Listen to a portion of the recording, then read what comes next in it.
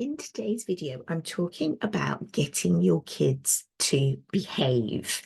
And in this video, I'm talking about the starting point of that. So the first thing is you have to make some decisions. Like, do you want them to behave at any cost? Do you want to use gentle and conscious ways or more traditional behavior modification style approaches that you were brought up with?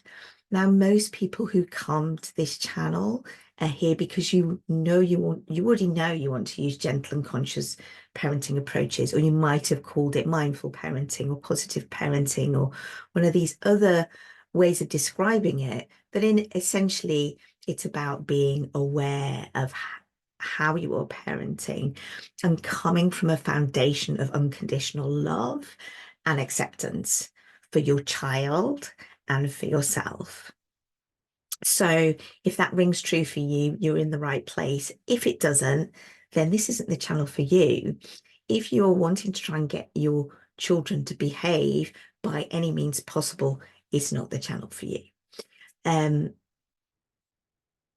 So I will dive into like what I mean by behavior modification. I've been reading an amazing book, and I'm going to share with you a bit from that book because it's Heidi describes it so well in this book. So yeah, decide how you want to parent, and if it's in a gentle and conscious way, hooray, you're in the right place. So one of the things I've noticed is that more and more of my clients have neurodivergent kids and are neurodivergent themselves, which is not surprising really, because I am a self-identified ADHDer. And it's pretty new for me to start talking about that, as I am on my own journey of awareness and discovery for myself. Yeah, but these parenting approaches, I believe, conscious, gentle parenting approaches, I believe are the best way to raise any child, whether your child is neurodivergent or not. So because the thing about conscious parenting, and really it being about unconditional love and acceptance, like meeting your child where they're at and accepting them for who they are. Like that's good for everybody, you know. And what's good for a neurodivergent kid is good for all kids. Yeah. So let's take a little look at behavior modification, you know, this reward and punishment and trying to get children to behave in a certain way to fit in to our society, or to fit in to a often an outdated version of parenting, I think. So let's have a look at what I mean by behavior modification. I've been reading this amazing book, which is by Heidi Mavier, I think is how you pronounce it. Your Child is Not Broken. I don't know if you can see that. I can't see myself to see if you can see that. It might all be backwards. And I've got, there you go, I'll hold it right up to myself. It's backwards, but it's called Your Child is Not Broken, which you're seeing backwards. And she talks in this, which is a great book. If your child is neurodivergent, really brilliant book. Even if they're not, it's a really brilliant book because I think it helps you really understand meeting your child, supporting your child, and making these foundational decisions. This book is a lot about your mindset, you know, and changing perceptions.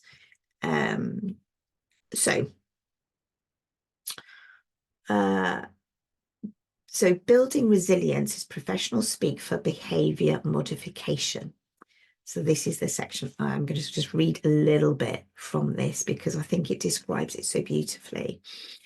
So my layman's explanation of behavior modification for neurodivergent folks. Based on the idea that neurodivergent behaviors are unwanted and should be prevented, behavior modification works by rewarding wanted neurotypical behavior. Sitting still, making good eye contact, taking turns, going to school, and punishing or ignoring unwanted neurodivergent behaviors, fidgeting, talking too much, displaying distress, not going to school. The hope is that in time, the subject will stop performing or engaging in unwanted neurodivergent behaviors and instead choose wanted neurotypical behaviors. So that is a behavior modification approach, and I think she describes it really, really well. And what I do in the work that I do is to give people alternatives to using things like timeouts, naughty steps, to try and change their child's behavior, but instead understand their child and help them process their upset, help them understand themselves and tap into their natural desire to actually be part of your tribe as a family and work together and collaborate. And from these approaches, really to that they do the things that they need to do, like the day-to-day stuff, like cleaning their teeth, having a bath, and all those kind of things, and helping around the house, and loading the dishwasher or whatever it is in your household. One of the other things she said in this book is behavior modification encourages masking, and which is very prevalent and very pertinent for neurodivergent kids. And I think, from the work that I do, if your child is neurotypical as well, or neurodominant, then, getting them to not acknowledge their feelings, and try and fit in to or behave in the way that is more convenient and is more controlled rather than express their feelings, makes them comply, and it's kind of a form of masking for them as well. Obviously on a very different scale to neurodivergent kids. So the other bit I wanted to share here, which again I think is just really important and really keys in with the work that I do, which is prioritizing mental health and protecting your relationship with your child is never a wrong decision, is how this particular chapter in this book finishes. And I think that is, I'm like, yes, yes, yes. I'm such a big yes for that. Because, when you make this decision to parent in more gentle and conscious ways, you're making a decision to prioritize your child's mental health. You're making a decision to, rather than they have to behave at any cost, because there are huge costs to this behavior modification approach. And I know like things like Super Nanny were really popular, and seeing parents who are really struggling. And, this behavior modification can work to a certain degree, but there are massive costs to it. And for me, as a conscious parent and a gentle parent, and probably for you, it's out of alignment with how you want to be parenting your child, because it breaks trust and it damages your relationship. Fundamentally, that's what it does. So what can you do instead? So I think it's really key and really important to learn and upskill ourselves as parents, because to learn gentle and conscious approaches, then you can do that. There's lots of information about it on the internet. There's lots of books written about it. There are, there are books that I recommend, like the How to Talk to Kids Will Listen books are great for this as well. There's lots of information, and I know it can be really hard to do that in isolation on your own. So having somewhere to be able to develop your skills and be supported is really important, which is what I provide through my conscious parenting mastermind, the community, the mastermind space that I run. That's where I support people in a group or one-to-one.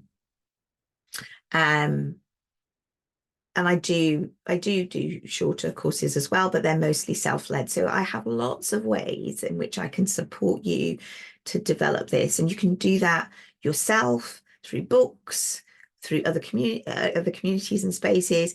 And it is available here to do with me if I resonate with you and you're like, she knows what she's talking about. She's been doing this for a while. I've been doing this for like 13, 14 years now. So, if you want to find out more about that, you can check out my website and, get in touch if you're wanting support. But this is a starting point. The starting point is actually changing how we view and unlearning all the programming from our own childhoods, the ways that we were brought up that didn't work for us. I know it didn't work for me. I don't think it worked for most people. And learning a new way, because it still is a new way. Like, these conscious, gentle parenting approaches have been around for over 30 years, and yet it's still new because it isn't mainstream yet. I would love it to be mainstream, but it's not mainstream yet. So, and I have to remember that because I am in this world all the time. This is my life. This is where I live. This is where I come from. This is in alignment with me. And this is what I share with people who come into my world, right? So it feels like to me that this is how most people are doing things. And I have to remind myself it's not.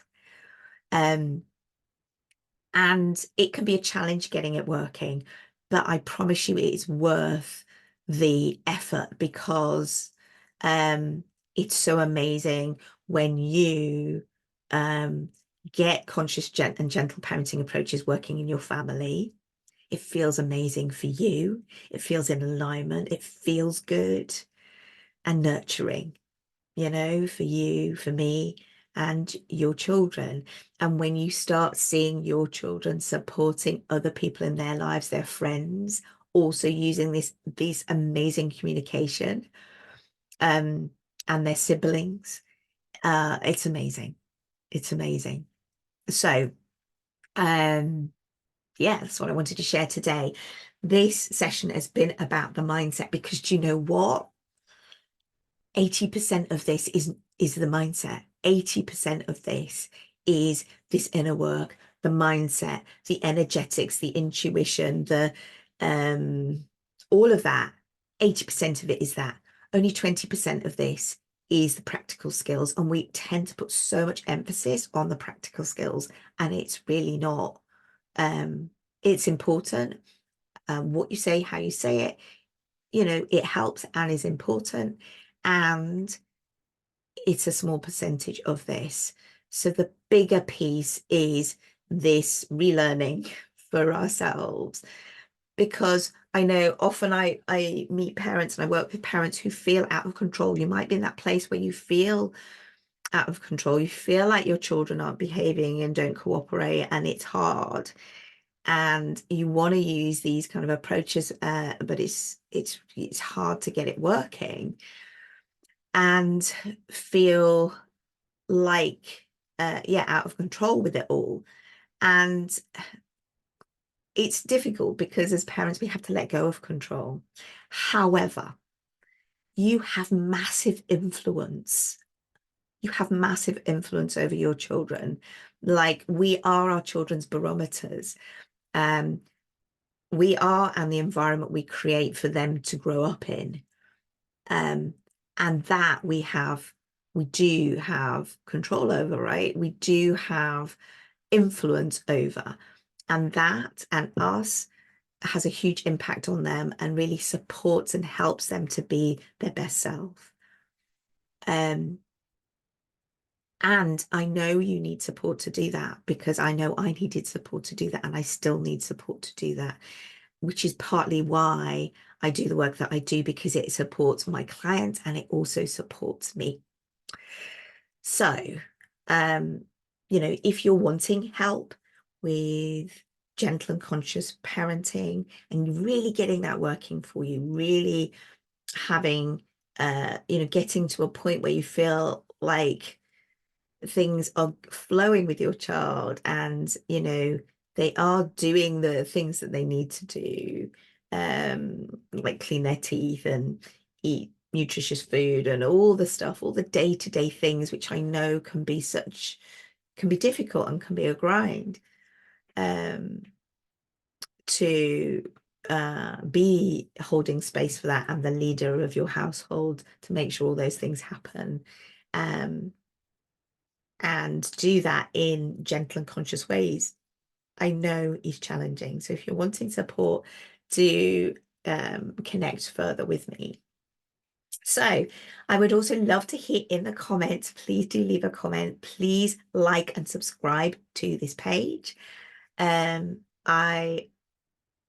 share this with somebody. If this has been helpful today, if this has given you any light bulb moments, if you thought, oh yes, this rings true for me, or I think so and so would find this interesting, or my partner or my mother-in-law, or whoever it is, share it. Share the link so that they can understand about this difference between, this behavior modification style of approach and a gentle, conscious approach. So please do share it with them, and let me know in the comments, what are you taking away from this? How has it touched you? How has it inspired you? How has it opened your eyes? How has it helped you and your family? I would love to know. So let me know in the comments, and like and subscribe, and you can check out other videos that I've done here about lots of different topics. So check those out. And there is also a link for some more specific cooperation support as well. More on how you can do that, which I will also be in the notes below. So check that out. Okay, and I'll see you another day for another Conscious Parenting Live.